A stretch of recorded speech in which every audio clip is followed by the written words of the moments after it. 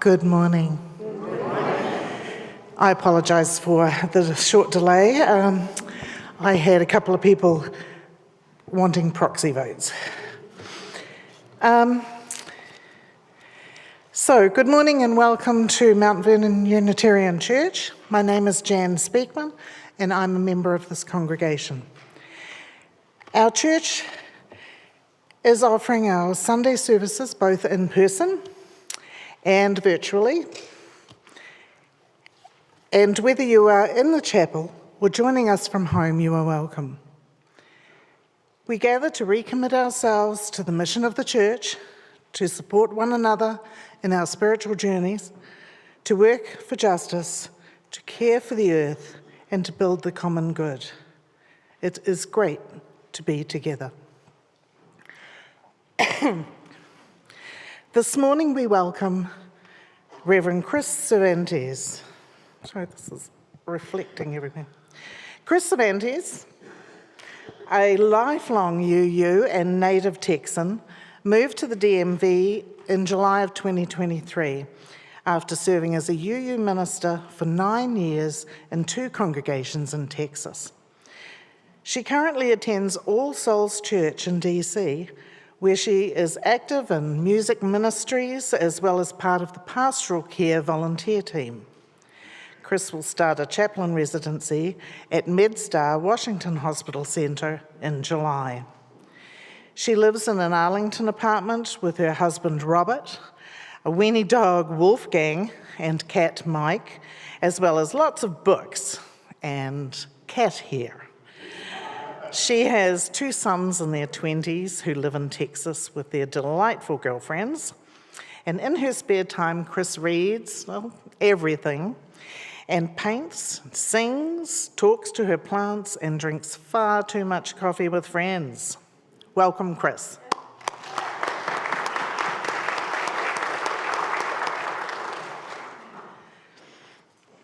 I just have a couple of announcements. First, our beloved auction supporters. If you would like more ice cream in the summer, if you would like to vacation from New York to Miami and maybe Great Britain, or have a special dinner with Reverend Ebony Peace, these are some of the items that are offered in our auction in full bloom. Please let us know if you are coming on Friday. That's this Friday, guys. If you can't, we get it. Sometimes dates just don't work out. But if you're planning to come, the best way of letting us know is by registering on the website Give Butter for In Full Bloom 2025. You can register for the silent auction, which is going to close on Thursday. That is the only time we are having the silent auction.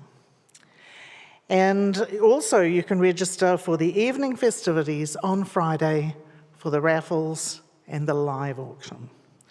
Proceeds from the auction will help fund our operating expenses and help pay for the extensive tree damage we suffered last week. And the budget for the year ahead is tight, and we hope you can help by bidding on some of these great auction items. Lastly, do not forget, after services today is our annual meeting. It will start at 12. Registration for it will start at 11:45. So, but everyone will have to clear the chapel straight after services to get ready for this. Thank you. I invite you to now take a deep breath with me.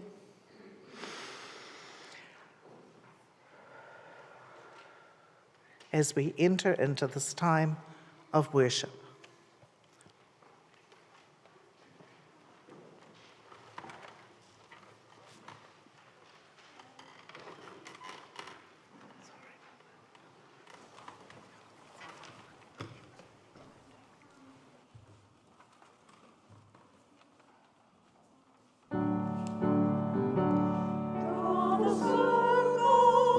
Draw the circle wide, draw the circle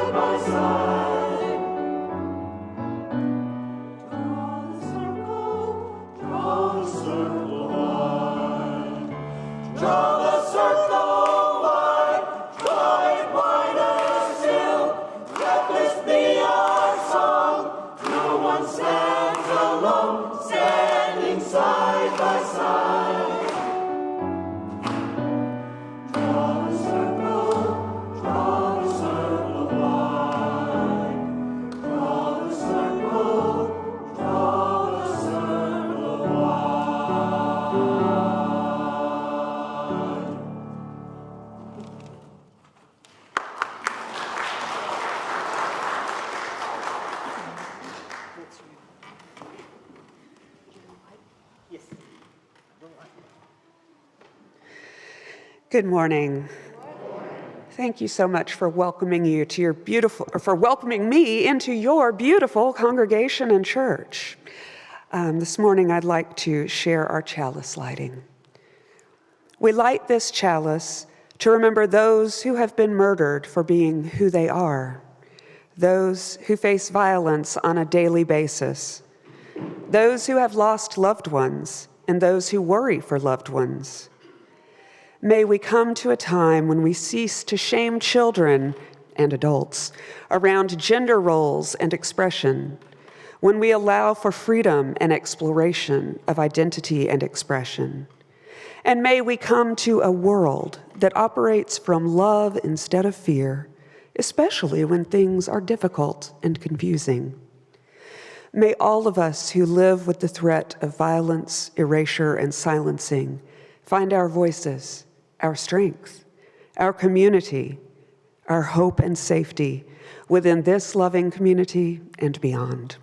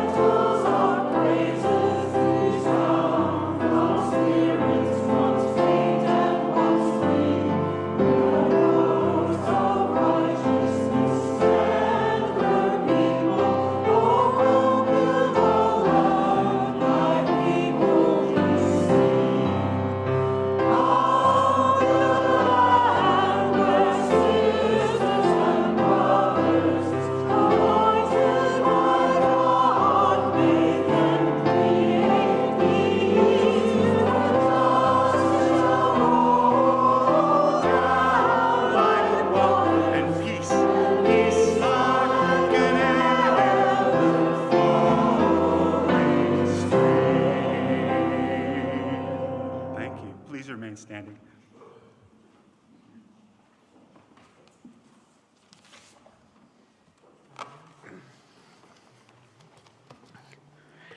Thank you. Let us join our voices together to say the covenant of our church. Love, teaching of this church. The quest for truth is its daily task, and service is its prayer.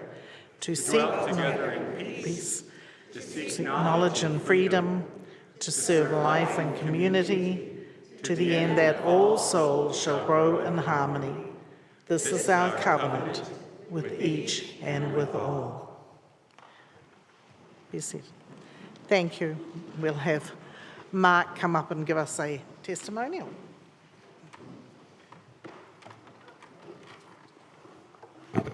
Good morning, everyone. Notice I'm at the pulpit now, not the box. This is serious stuff. Good morning. Welcome to a very special day on the Hill, LGBTQ celebrations, and our guest minister, Kris Cervantes, to help us explore more. And all of this part of the World Pride celebrations in the capital area. This testimonial is a bit different as they asked me, a staff member, to do one. I think this is new. So when I mention things cost money, I'm writing the budget line and the pay requests. I hear so many wonderful comments from you, the congregation, about how our music lifts you in so many ways. That just stirs my soul, because that's my job, is to help you on a Sunday morning. And participants who seem so happy to come help ring and sing and play after the service speaks volumes that they come do that week after week after week. Would we say thank you to the choir?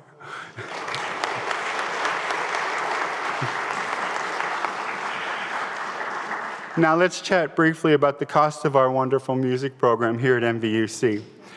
I'm a half-time employee with full-time benefits, and that is a deep commitment from MVUC, and I'm grateful.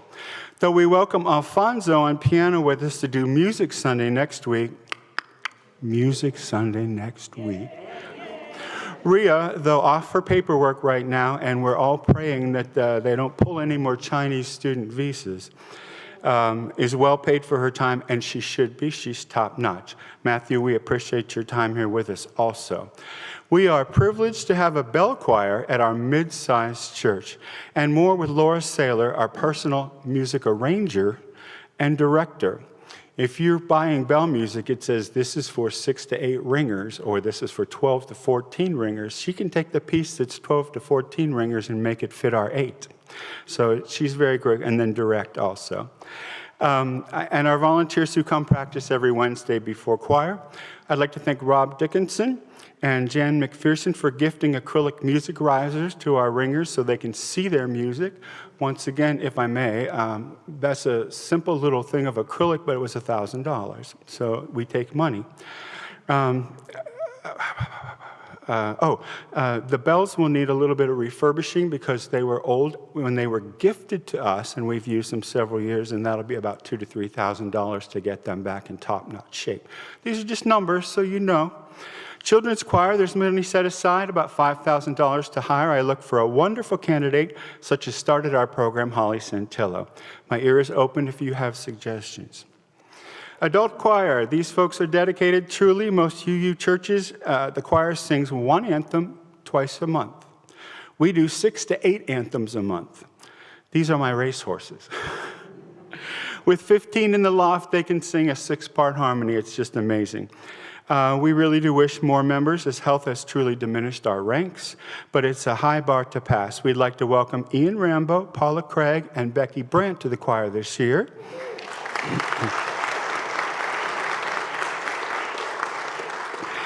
Choir costs vary, but new music alone can run $1,500 to $2,000 so that we can sing songs that go with the sermon topics of the day.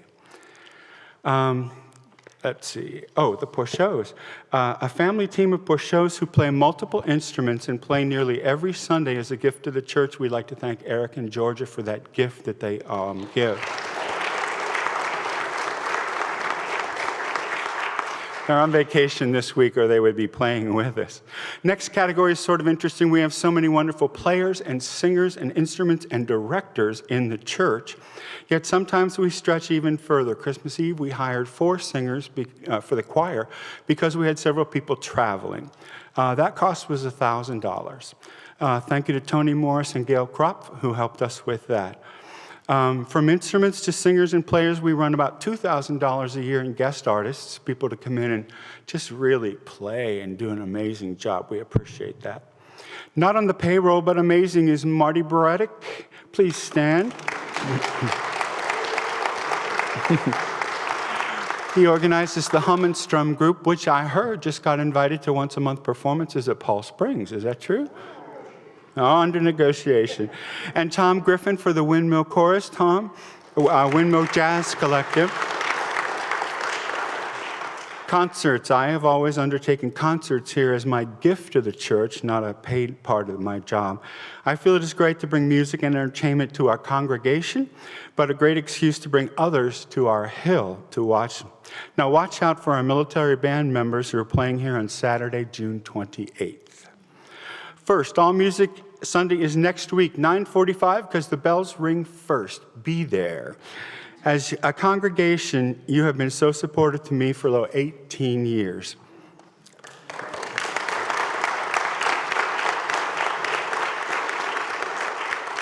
I'm very grateful. From job support to recent hospital visits to funding basics and the extras. Oh, blessed to the member who offered to help with a new organ. I am so very grateful. I hope your upcoming pledge reflects the extent that music enriches your life here at MVUC.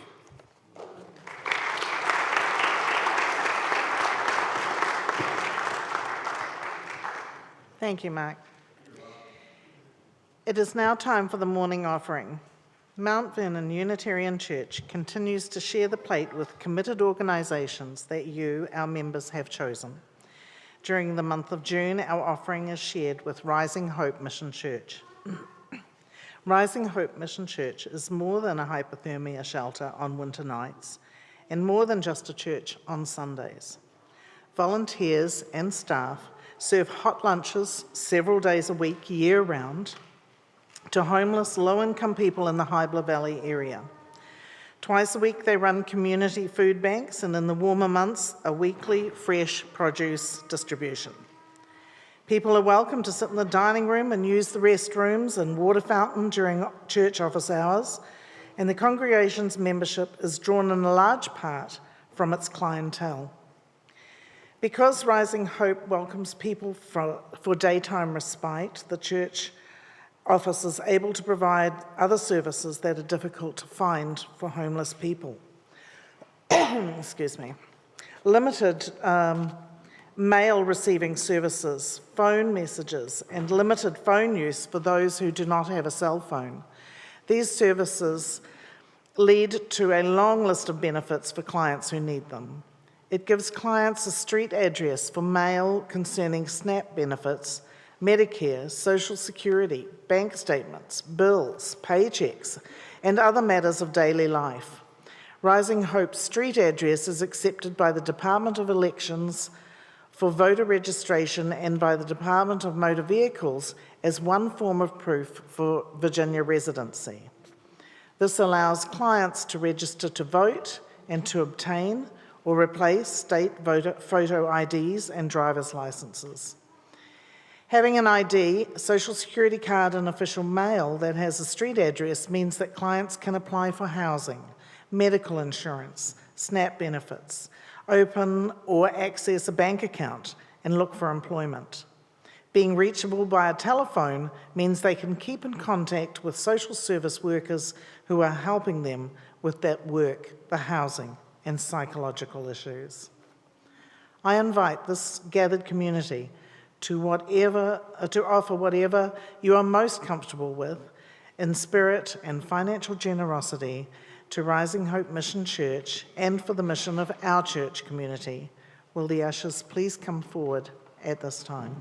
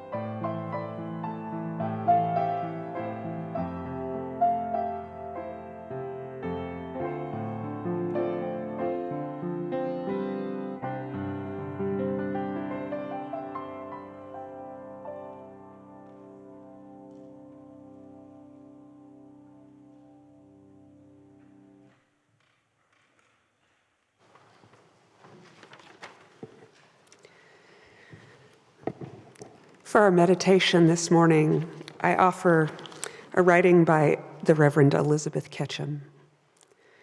With gratitude for the freedom to be our true, authentic selves, may we live the spirit of pride. With the courage that comes from challenging fear, may we live the spirit of pride. With sorrow for those who could not be here with us today, and in honor of those who have died or lost their lives, may we live the spirit of pride.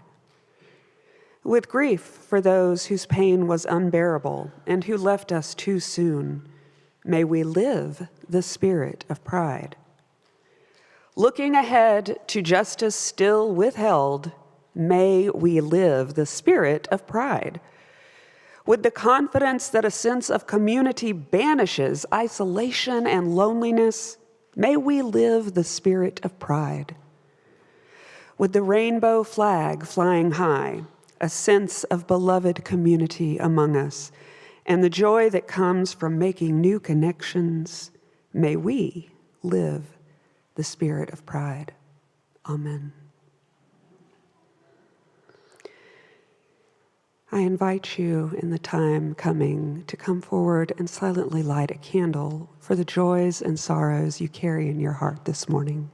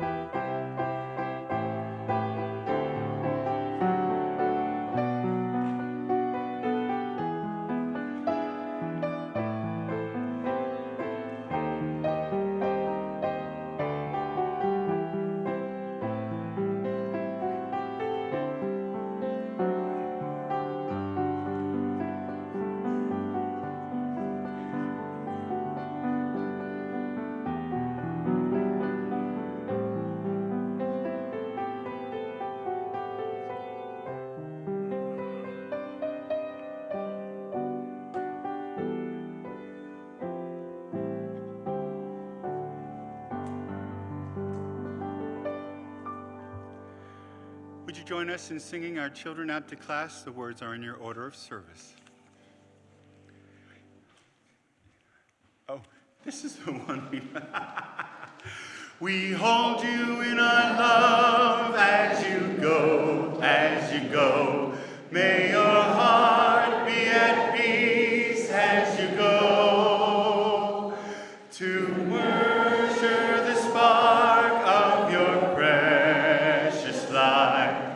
We hold you in our love as you go. Now, if you would please join us in our meditative hymn number 1053, How Could Anyone? Please remain seated.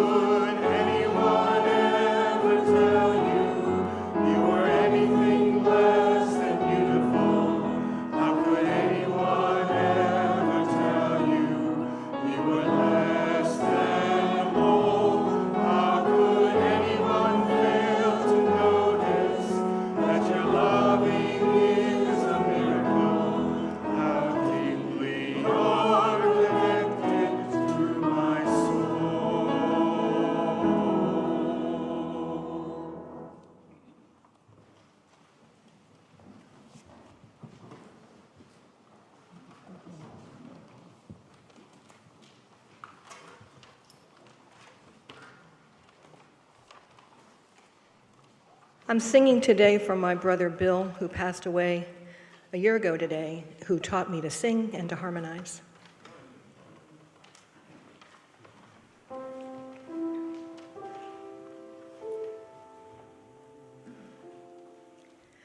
I see your true colors shining through.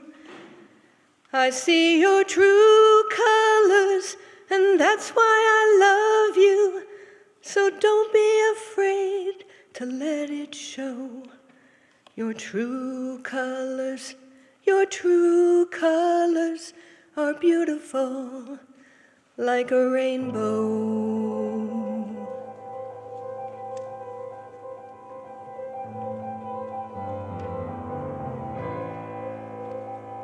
You with the sad eyes, don't be discouraged, oh, I realize it's hard to take courage in a world full of people. You can lose sight of it all. The darkness so inside you makes you feel so small. But I see your true colors shining through. I see your true colors, and that's why I love you. So don't be afraid to let them show me your true colors. Your true colors are beautiful like a rainbow.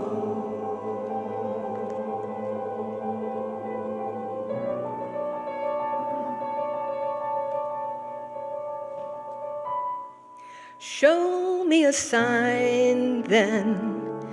Don't be unhappy, can't remember when I last saw you laughing. If this world makes you crazy and you're taking all you can bear, you call me up because you know I'll be there. I see your true colors shining through. I see your true colors, and that's why I love you.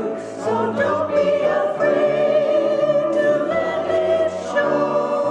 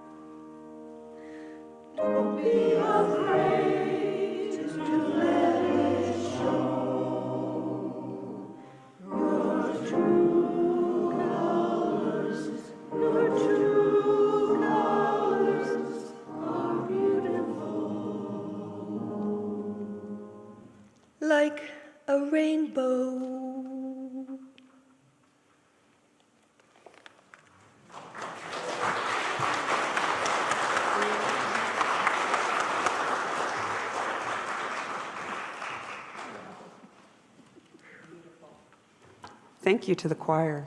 Thank you.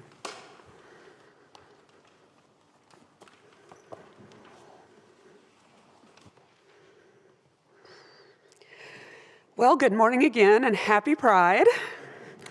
I am Kris Cervantes again and so pleased and honored to be with you here this morning. I want to thank Ebony, Peace, and the folks who have helped me get sorted out for this service. You have some very dedicated volunteers. I want to tell you a little bit about myself before we get started. My parents joined the Unitarian Universalist Fellowship of our small southern city in 1977 when I was 3 years old. I was one of those weird kids who likes to hang out with adults, and I was also one of those weird kids who just keeps going to church, even though there wasn't anyone quite my age in our little fellowship for RE. And even when I was a teenager, and later when I moved away for college, I tried all the Unitarian congregations in my new city. I was a weirdo. What can I say? My home church that I grew up in was very humanist and largely atheist, with a pinch of paganism and a soupçon of Christian curious folks as well. And I didn't say this, but it was in Texas, Waco, Texas. So growing up, I felt Christianity as like a looming monolith. I mean, I knew that there were Christians and there were Christians, but as a child, I couldn't have articulated why some churches that I went to with friends felt different from others. I just knew that in my town, the second question people ask adults after "where do you work?" is, "Where's your church home?" My response at the time, as a child, was to become a determined atheist.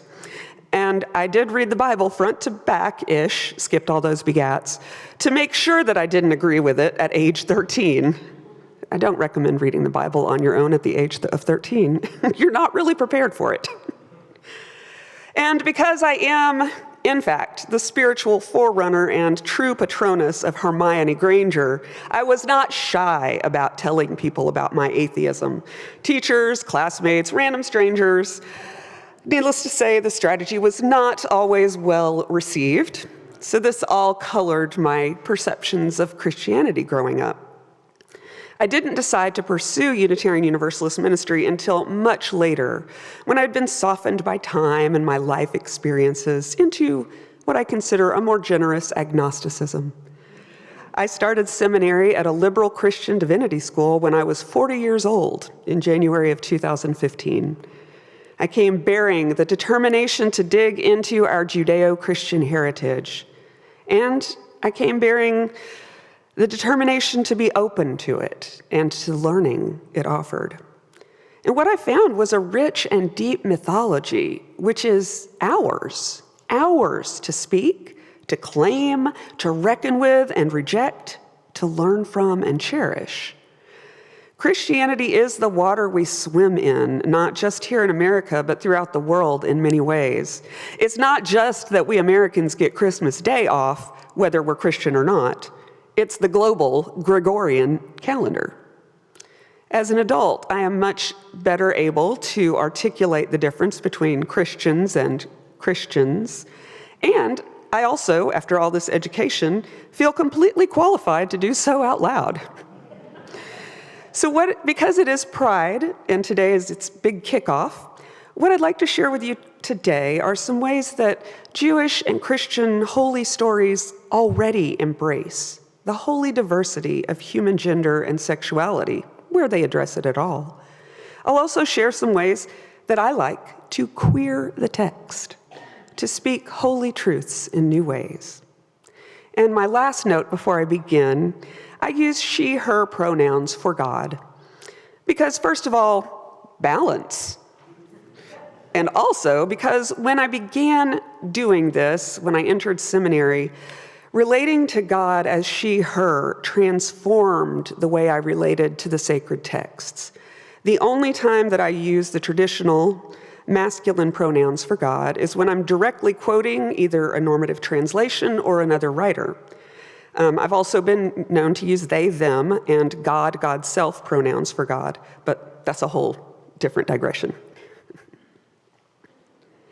Here's an origin story. In the beginning, when God created the heavens and the earth was a formless void, and darkness covered the face of the deep. The Spirit of life breathed over the waters. Then God said, "Let there be light," and there was light. And she saw that the light was good. And she bound together the darkness and the light, calling them day and night, and that was the shape of the first day. And God said, "Let there be a cup of air, a dome over and around the waters, filled with air and rain and the light and the dark, and let that be the sky." And so she created the sky over the waters of the earth on the second day.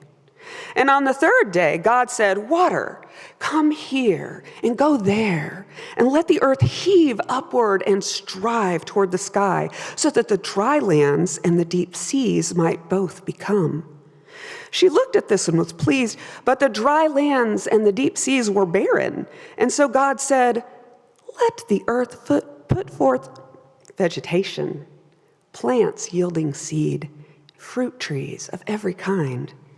And the earth was eager to bring forth green growing things, plants yielding seed of every kind, and fruits bearing their stones too. And God saw that it was good.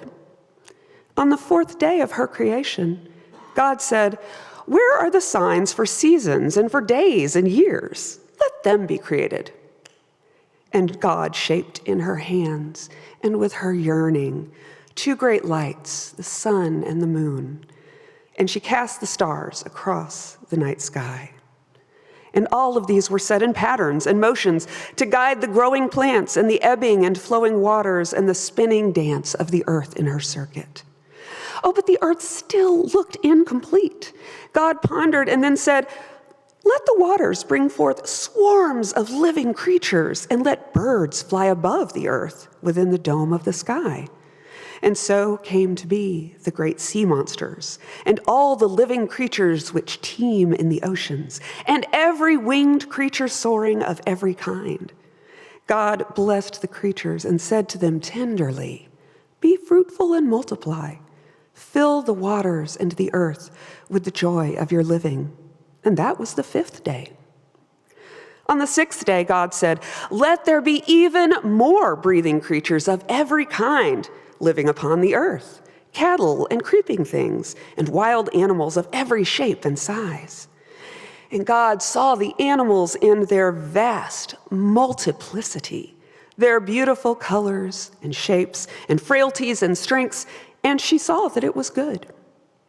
Within this teeming bounty, this flourishing of creation, God said, "Let us make another creature, a child of God, in the image of God. And let them be partners to and stewards of the seas and the sky, the soil and the stone, the animals and the creeping things that creep upon the earth." Then God created humankind in her image. In the image of God, she created them, male and female and more. She created them in their vast multiplicity and beautiful colors and shapes and frailties and strengths, and she saw that it was good. God spoke tenderly also to these children and said, "Be fruitful and multiply. Be partners to and stewards of the seas and the sky, the soil and the stone, the animals and the creeping things upon the earth. You are given to them, and they are given to you." And God saw all that had been created and knew that it was good. And indeed, she knew that it was very good. Thus, the beginning came to an end, which was in its turn only a beginning. God finished her great work of creation, the word spoken in love, calling the world to become love, and she rested on the 7th day from the work that she had done.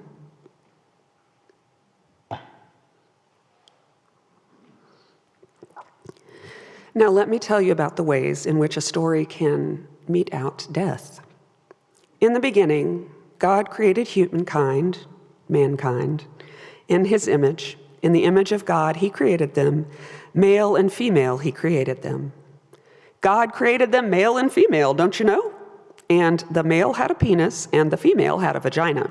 And the male was to father children, and the female was to carry and bear them in pain.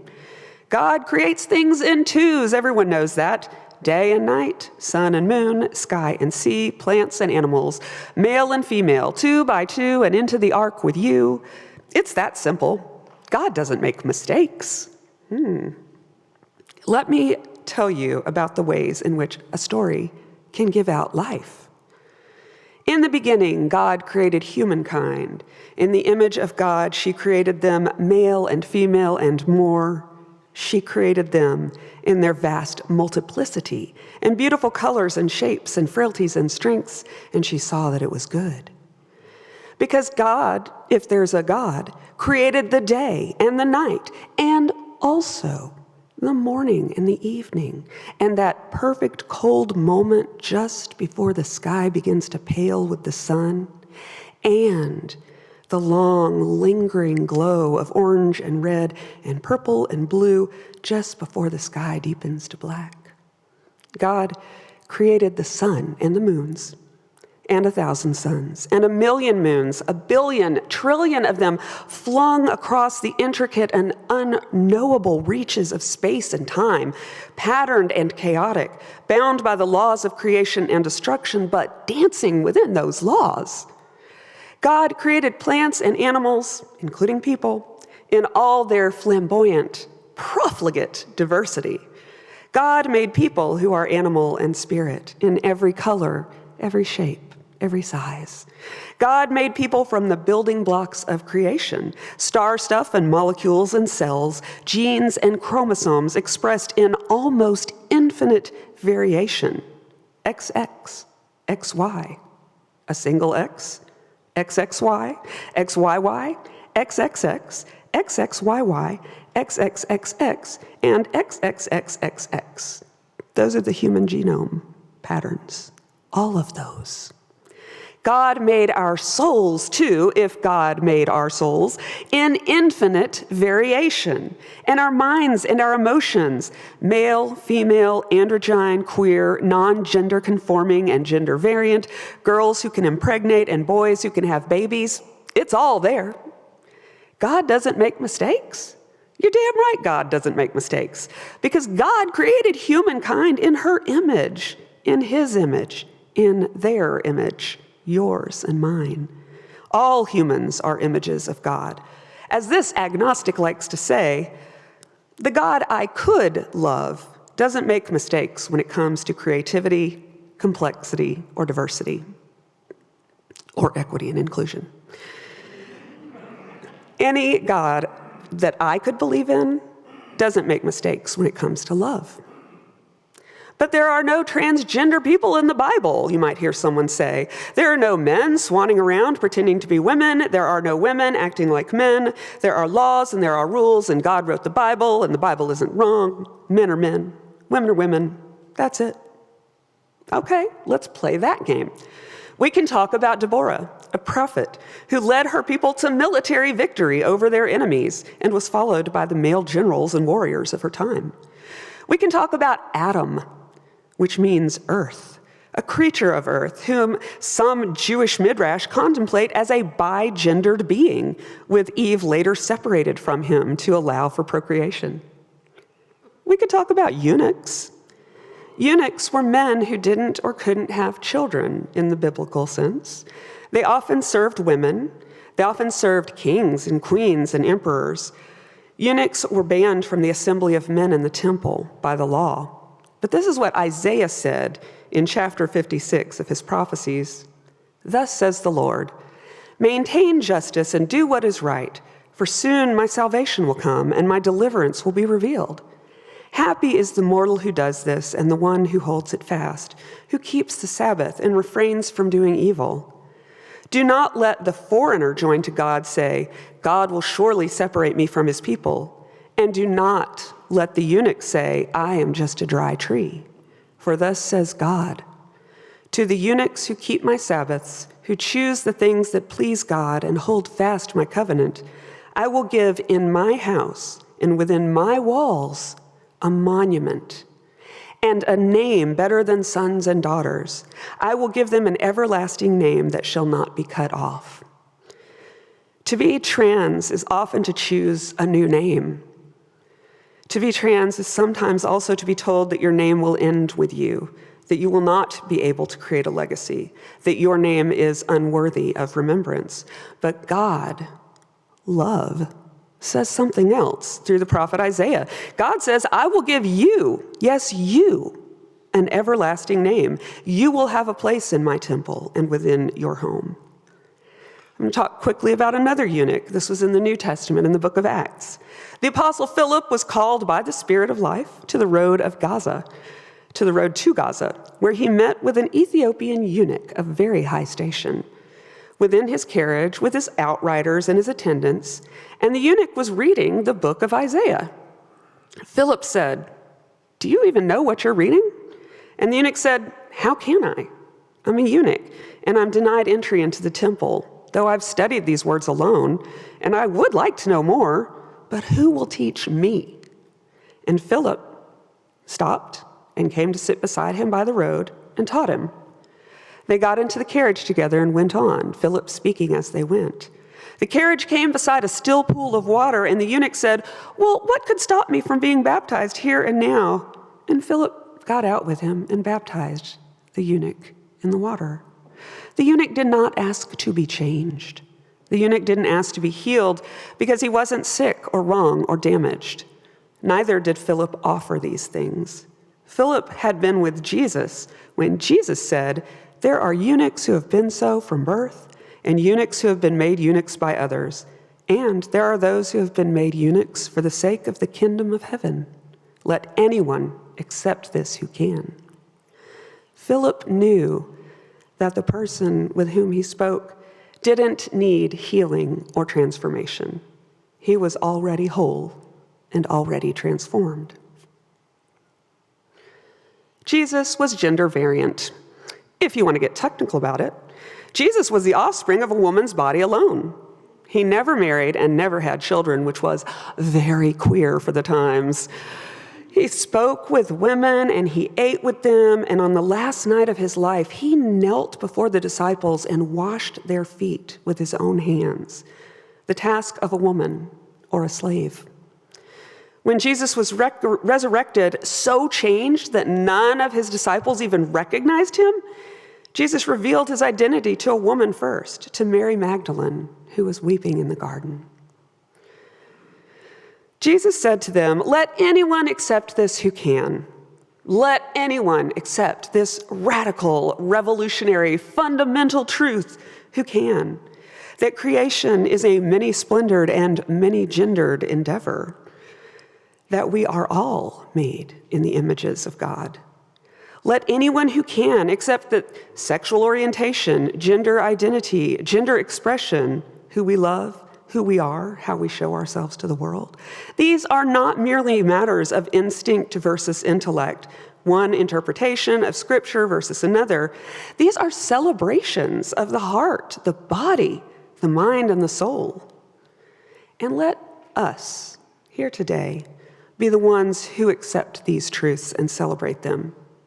Let us listen to and lift up the stories of trans and non-binary folks and preserve their safety, their civil rights, and their history. If ever there was a time to reclaim and transform the sacred image of God, that time is right now. And if ever there was a moment to speak up and speak out for ourselves and with others, that moment is right now. We can speak about love and inclusion and safety and transformation in 1,000 different languages. We can use the language of science, the language of reason, the language of narrative and of conversation and of, "I'll go with you." We can use the language of marching in the streets and calling our legislatures and voting, and we will. But we Unitarian Universalists are also the inheritors of a deep and rich tradition of faith, and we shouldn't be afraid to speak that language as well in the pursuits of justice and compassion. The stories of the Hebrew Bible and the New Testament are our stories, and there's power and beauty in them, both as they are and in our struggles with them and our queering of them. It's good to bear witness that We too, the liberals and the skeptics, the queer kids and the asexual folks, the weirdos and the wanderers, the neurodivergent and body diverse, it's nice to be reminded that we too are made in the image of God. And God saw all that had been created and knew that it was good. And indeed, she knew that it was very good. So may it be. Amen.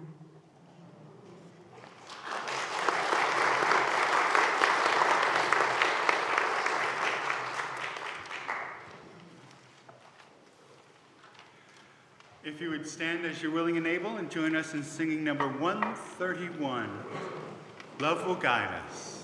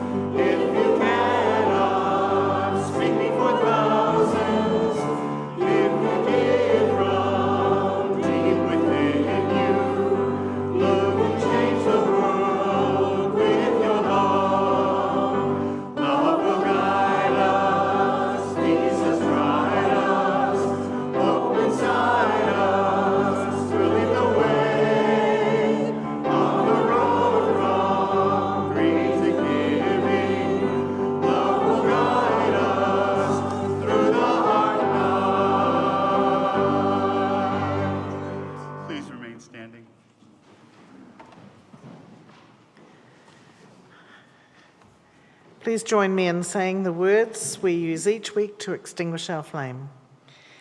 We extinguish the flame, but not the light of truth, the warmth of community, or the fire of commitment. These we carry in our hearts until we are together again.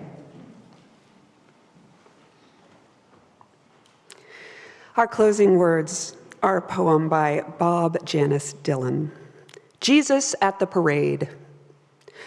Later, there were mutterings at the bar and throughout the law courts that Jesus only showed at the gay pride parade to love the jewel, but not the quality, to love the potluck, but not the food, to love the vessel, but not the wine, to love the hot rod, but not the driver, to love the baby, but not the drool, to love the rock, but not the cathedral, to love time, but not history. To which I say, if you saw him on the float, his arm cradling the jubilant and the grave, his head thrown back in ecstasy, harboring kisses without restraint, if you had heard the songs which rose among us to possess the city's tender hearts in common, if you had desired as we had, ached in the body's soul places, you would not so easily doubt the divine, particular, gushing joy that told us we were his own. Go in peace. May your service begin. Amen.